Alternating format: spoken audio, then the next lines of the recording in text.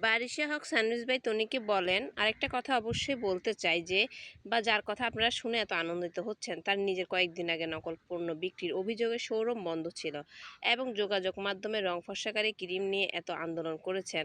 তিনি নিজে কয়েকদিন আগে এসে বগলতল ফর্সা করার জন্য বগলের নিচে ক্রিম লাগিয়ে দেখিয়েছেন। যদি রং ফর্সা করার ইচ্ছা না থাকে তাহলে বগলতলা ফর্সা করবেন না, আর লাইভে মেকআপ করেও আসবেন না। ও আচ্ছা, শুনেন বারিশা আপা, আন্ডার আর্ম ফর্সা করা ক্রিম উনি প্রমোট করে নাই, ঠিক আছে? অনেকের স্কিন টোনের চেয়ে আন্ডার আর্ম ডার্ক থাকে, সেটার জন্য উনি ক্রিম সেল করেছেন। আপনার মতো 100টা পেজে 200 ক্রিমের কথা বলে মানুষকে কনফিউজড করে নাই। আপনি যে ব্র্যান্ডের ক্রিম প্রমোশন করেন সেটাই বলেন। এটা বিগত 2-3-4 বছর ধরে ইউজ করছি।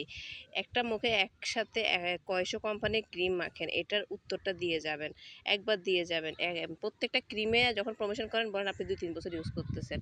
একটা মুখে আপনি কত ক্রিম